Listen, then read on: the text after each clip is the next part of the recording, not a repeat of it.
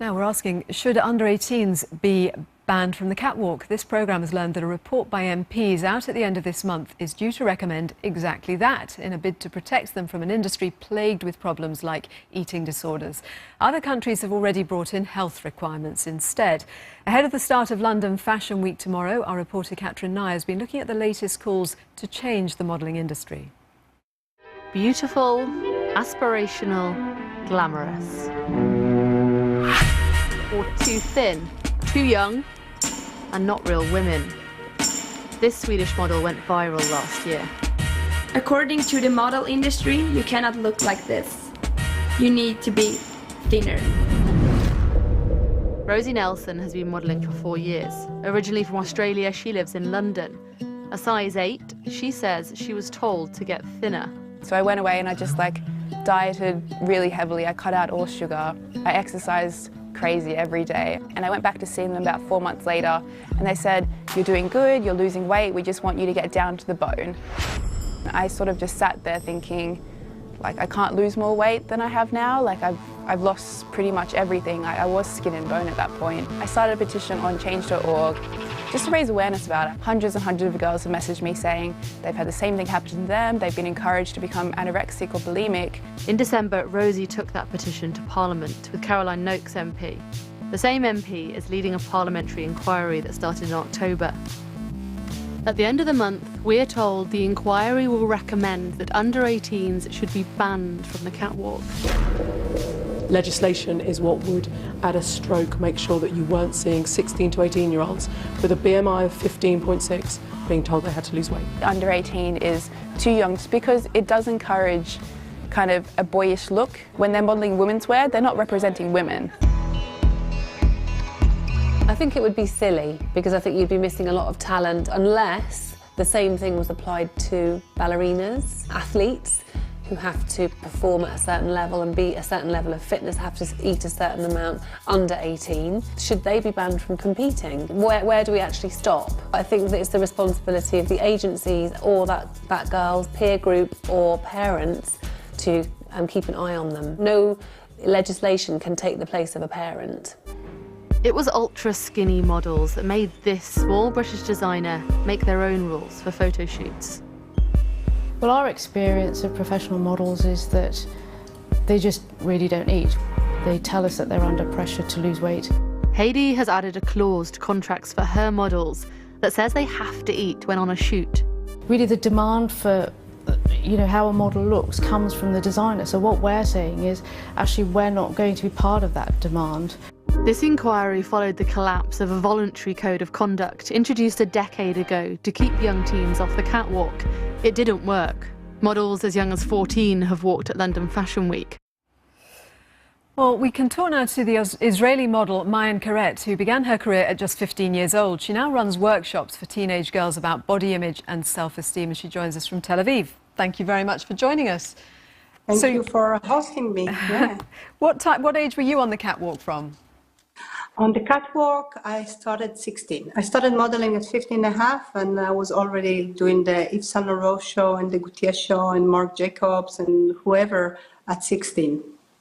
And do you think that's old enough to be on a catwalk? What do you think about this suggestion that models should have to be 18 and over?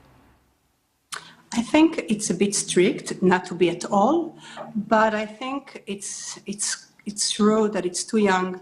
I think in the age of 15 or 16, you should still go to school and hang out with your friends. I think it's at a moment when I was 16, I thought it's the best experience, or maybe not the best, but I thought it's a good experience. But now when I think about it backwards, I think it was too early and I was too young and too naive to deal with this kind of business and this kind of pressure and the people that are maybe good people, but it's still a business. What was the pressure that you were under? The pressure was a lot of pressure. It was a physical pressure of working a lot of hours and standing on your feet for many, many hours. And it was a mentally pressure of being your best all the time, being successful, and as any work has to be, but in a very young age. And of course, to be slim at the age of when your body is still developing and you still need fat to grow up. And the need as a model is to be thinner than you are naturally, even if you are thin. Where does and that? I was, yeah. Sorry, where does that pressure come from? We were hearing from Rosie, who was told she had to slim down to the bone. Were you told things like that? No, I never told to slim down to the bone. Nobody told me such a hard words, but they did measure me with a measure tape every day, or sometimes even a few times a day, depends on the time of the year and the amount of work I have. And and I needed to be in a certain measures that was not always my natural body. Even though I was a thin girl all my life, I was still not the right measure, which is, I don't know how much is today, but it was rough back then. So I needed to be on the right measure, and I never got any explanation of how to get to this measure. So I always needed to find out myself how to get to these impossible measures. So you say impossible measures. What did you do to get to them?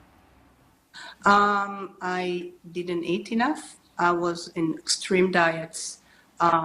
All the years from 16 to 21, which was kind of anorexic, because I wasn't eating almost. Like I was in a very low weight and not eating enough. Didn't have a lot of let's say a lot of things in my body didn't work right at the time because I didn't eat enough. So I was anorexic. I never got to extreme anorexia, but I was anorexic, yeah. Did anybody show any concern about that? In the work? Not really. Maybe once or twice a client said that maybe I'm too thin and I have to, and somebody should take care of it, but nobody did it. No, nobody, no. Were you markedly thinner than the others, or was it just the normal that you were used to? That you got I used was to? I was never thinner than the other. I was the same like all the other girls. I was maybe even heavier a little bit sometimes, because my normal body shape is a little heavier. Not heavy, but a little heavier than a regular model. Do you think that, So, that yeah. the fashion industry, and obviously there are lots of strands to that, but that the fashion industry should take responsibility for this? And if so, where? Is it the agencies? Is it the designers? Who is it? And what could or should be done? I think everybody should take responsibility for that. Also the fashion industry and also the other media. All the media should take care of that, and of which models or role models we see and show on different shows and different TV shows, and on the runways, of course, on the fashion industry. And I think the agencies, the designers, everybody have to think about it. It's not only about eating disorders. I don't think it's also only about eating disorders, because sometimes eating disorders are actually mental problem. And I think it's more about body image, more about women all over the world that doesn't feel good with their body. And a lot of it connected to the role models we see in the campaigns, in the advertising, in the magazines, wherever. So I think everybody should take responsibility for that. Lots of people getting in touch on this. Harry on Facebook, I appreciate it is the ambition of thousands of young girls, but it is an exploitative and pressured industry. As for models in general, there's nothing attractive about sticking out hip bones, ribs and shoulders. The designers would be as well just hanging the clothes on a wooden coat hanger. And Graham has tweeted, fashion models should be banned if a doctor says they are unhealthily thin. Is there just a completely different perspective in the fashion world about what is healthy and what does look good compared with obviously, normal people out there? Yeah, I think, actually there are little, I think there are little changes the last few months of maybe that we see a little better images in some places, and maybe there is some, we can be a little carefully optimistic when we saw Ashley Graham on Sport Illustrated, or we saw the Pirelli calendar of different women.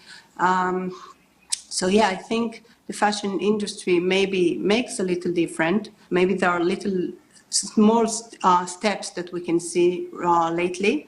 And I think, yeah, the image that we used to see in the fashion industry is nothing to do with real life. It's to do with a fantasy world of designers. It has to do with escapism.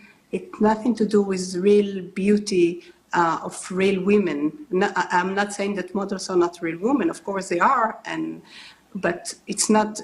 It's not the beauty that we see on the streets or in different places, and that I think we should aim for, or we should try to be, or do our best to, take care of our health and body to look like. You were 15, as you say, when you started modelling, 16 when you went on the catwalk. What impact did all of those pressures have on your self-esteem? I was very low. So I had a very low self-esteem. In one level, I had a big self-esteem. I forgot the words. A high self-esteem of people telling me how great I look because of work. Because as a model, I was doing very, very well. I was very successful, so I had a high self-esteem for that. But with my life, with relationships, with having a normal, regular life, I didn't have a real big self-esteem, because it was always was related to how I look on work, how I look with a lot of makeup, how I look perfect as a model, but nothing to do with my everyday life. So my self-esteem was very low, and I had to work very many years and very hard to build up my self-esteem back again, like my real self-esteem, and not only my persona self-esteem. Do you wish you hadn't gone into that world? No, I don't like to regret. I think it's a waste of time. So I'm not thinking I shouldn't. I wish I got a little older to this world, so I had more tools and to deal with all the pressure, and I was a little more mature and more self-confidence. But I don't regret, because what I do today, and I help hundreds and maybe thousands of young girls, and I think it has to do with the journey I went through by myself. If I didn't go through this journey, I could never do what I do. When you I could never understand. So you're helping all these girls. Are they girls who have been through and had the same experiences, and you're sort of coaxing them after it, or are you kind of helping them deal with that world as they're in it? Actually, I work with normal girls. I don't work with models, but sometimes I have a model in my workshop that, just a girl that has the body of a model. But I work with regular girls, but I think it's affect any girl. I think any girl has the same issues. Maybe when you're a model, it's just a little deeper and stronger, but it's the same issues. So I think, yeah. Thank you, Maayan. Thank you very much. Thank you. It was a pleasure. Thank you. And if you want to share our film, you can find it on the programme page, bbc.co.uk/Victoria.